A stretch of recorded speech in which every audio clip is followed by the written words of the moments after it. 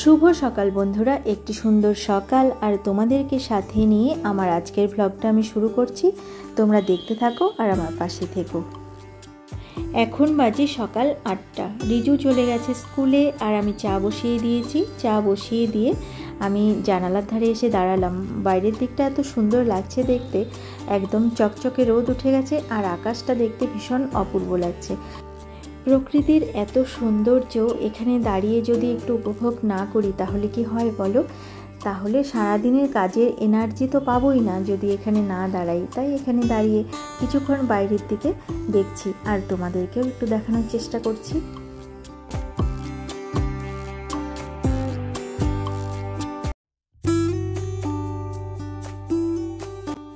আমার চা করা হয়ে গেছে। চাটা নিয়ে চলে এলাম এই যে এখানে রেখে, এবার পাখিদেরকে খেতে দিতে যাব। ওদেরকে আগে খাবারটা দিয়ে এসে তারপরে আমি চা খেতে বসবো।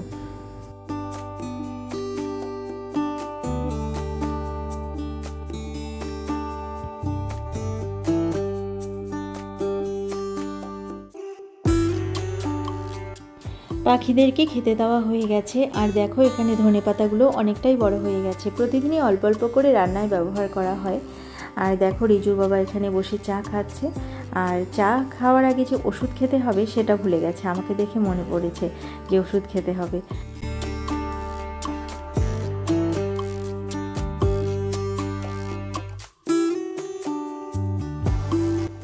চা খেয়ে চলে এসেছি ঠাকুর ঘরে। গোপাল সোনাকে জাগিয়ে সেবা দেওয়া আমার হয়ে গেছে, এখনই দিয়েছি। এবার আমি যাব ছাদে ফুল আনতে। চলো তাহলে ফুল নিয়ে আসি। আজ যা রোদ উঠেছে তাতে করে পরে আর ফুল আনা যাবে না, এখনই নিয়ে আসতে হবে। আর আমাদের ছাদে না রোদটা একটু দেরিতে আসে, কারণ এই যে ফ্ল্যাটটা দেখতে পাচ্ছ এখানে, এটার আড়াল হয়ে আছে রোদটা। একটু পরেই ছাদে প্রচণ্ড রোদ হবে, তখন আর থাকা যাবে না এখানে। এখন কিন্তু রোদ না হলেও খুব গরম আছে ছাদে। যাই হোক, এই যে দেখো ফুলগুলো ফুটেছে। প্রতিদিনই ফোটে এই টাইম ফুলগুলো, দেখতে কিন্তু ভীষণ ভালো লাগে, তাই না?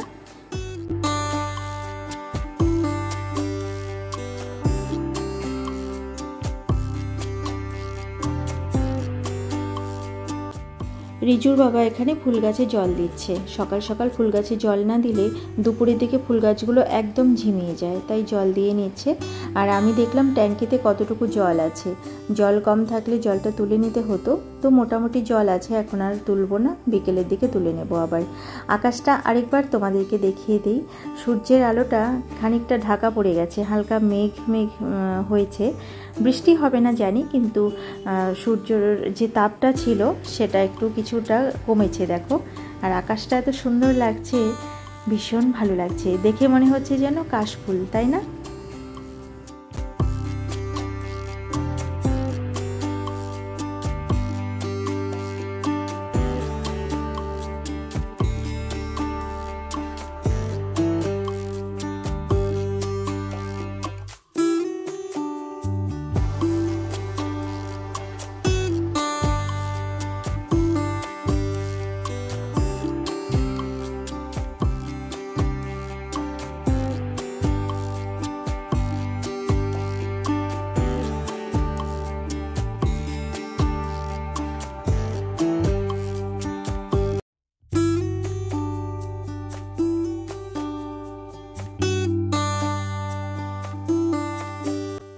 জানো তো বন্ধুরা, ছাদে এসে আমি ভুলেই গেছি যে আমার রান্না করতে হবে এখন ঘরে গিয়ে।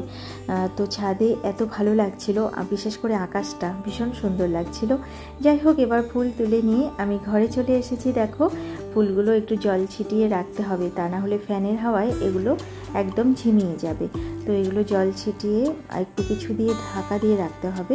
সেটা ঢেকে রেখে এবার আমি চলে যাব রান্নাঘরে। আর এই দিকের পর্দাগুলো দেখো সব খুলে দেওয়া হয়েছে। রিজুর বাবাও চলে এসেছে ছাদের থেকে।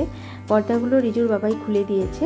এগুলো কাচতে দেওয়া হবে দিদিকে আজকে। আমি জলে ভিজিয়ে দেবো, সার্ফের জলে, দিদি এসে কেচে দেবে সব।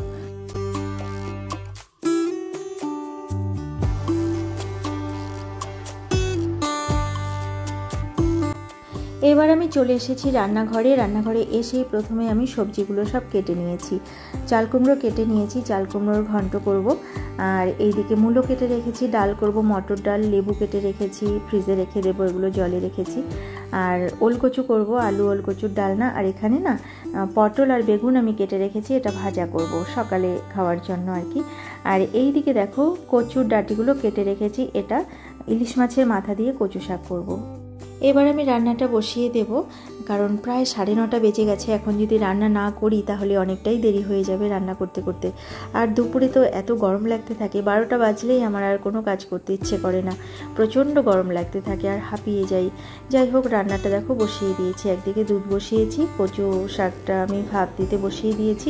আর এই কড়াইটাতে আমি রান্না করতে একদম ভালো লাগে না, কারণ হাতলটা ভাঙা, তবুও মাঝে মাঝে বিপদে পড়ে করতে হয়। আর একদিকে ভাত বসিয়ে দিয়েছি।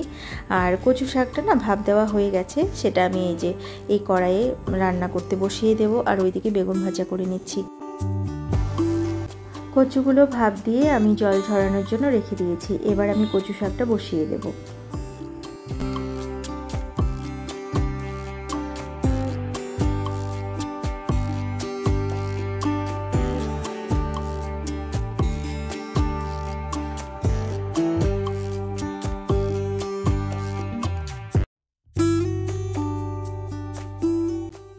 বেগুন ভাজা করা হয়ে গেছে। আর এক টুকরো ইলিশ মাছ আর তার সাথে 2টো কাঁচা লঙ্কা ভেজে আমি রিজুর বাবাকে খেতে দিয়ে দিলাম। তারপরে আমি বাকি রান্নাগুলো করে নেব।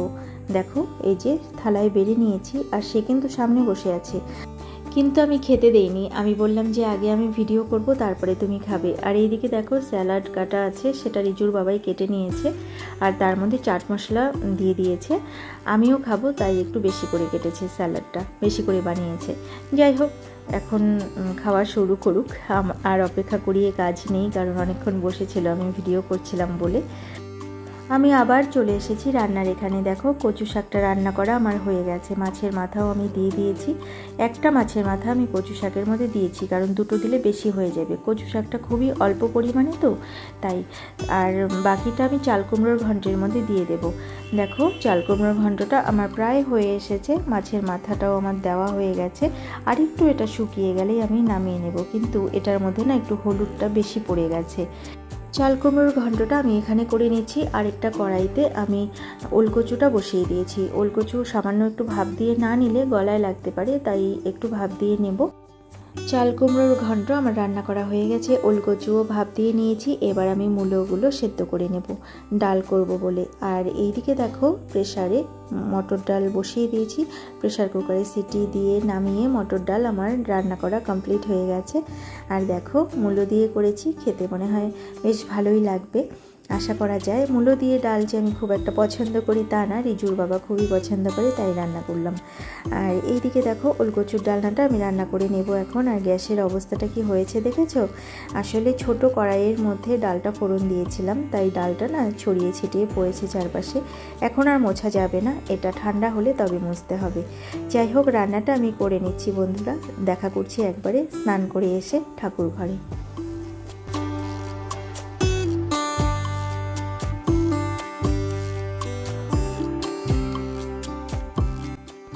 স্নান করে চলে এসেছি ঠাকুর ঘরে। গোপাল সোনাকে আজকের সেবা দিয়েছে রিজুর বাবা, আমি শুধু প্রসাদটা তুলে নেব আর প্রণাম করব।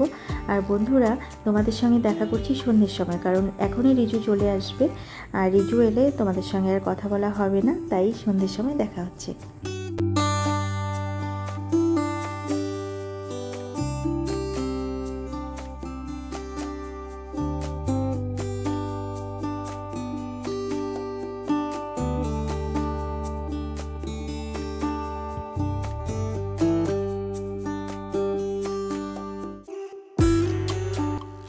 শুভ সন্ধ্যা বন্ধুরা। দুপুরের পর তোমাদের সঙ্গে আর কথা বলা হয়নি, তাই ভাবলাম সন্ধ্যের থেকেই আবার ব্লগটা শুরু করা যাক। আর এখনও কিন্তু অন্ধকার হয়নি, একটু পরেই অন্ধকার নেমে আসবে। সূর্য ডুবে গেছে, কিন্তু তার আলোর আভাটা এখনও রয়ে গেছে।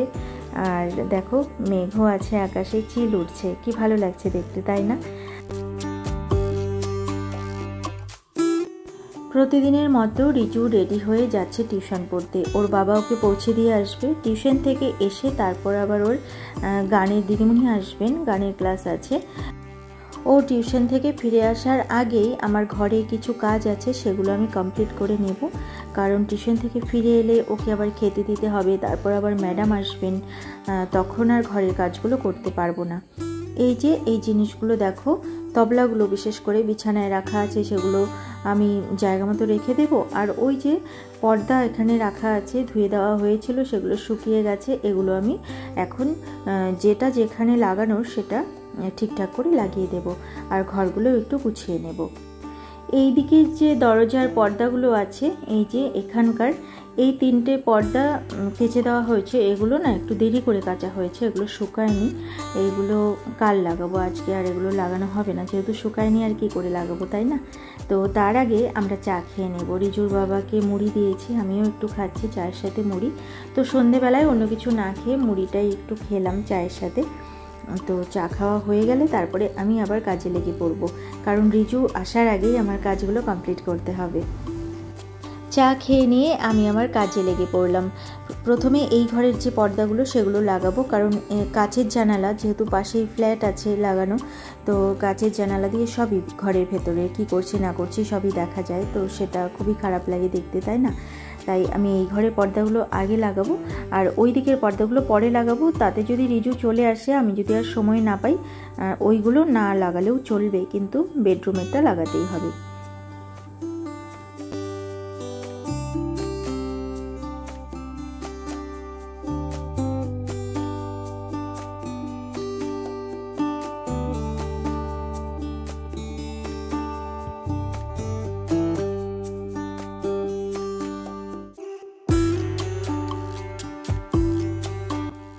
বেডরুমের পর্দাগুলো আমার সবই লাগানো হয়ে গেছে। এবার আমি চলে এলাম ড্রয়িং রুমে, এই পর্দাগুলো লাগিয়ে দেব।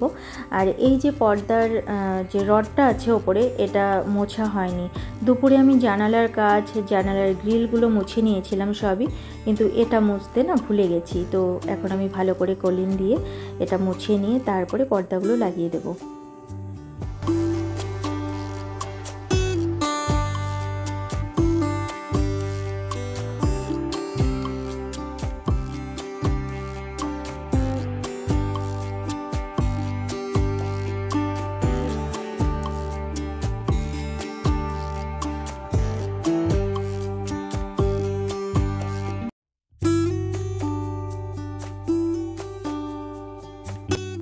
দেখো, এইটুকু কাজ করতে করতেই 1.5 ঘন্টা কখন যে পার হয়ে গেছে বুঝতেই পারিনি। রিজুকে আনতে যাচ্ছে রিজুর বাবা।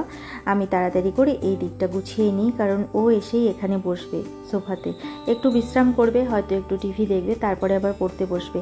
ততক্ষণে আমি এই দিকের কাজগুলো করে নিই। ও আসলেই ওকে খেতে দিতে হবে, আর আমরাও কিছু খাবো। আজ আমার খুব আলু কাবলি খেতে ইচ্ছে করছিল, তো রিজুর বাবাকে বললাম, রিজুকে টিউশন থেকে নিয়ে আসার সময় তুমি কিন্তু আলু কাবলি নিয়ে আসবে।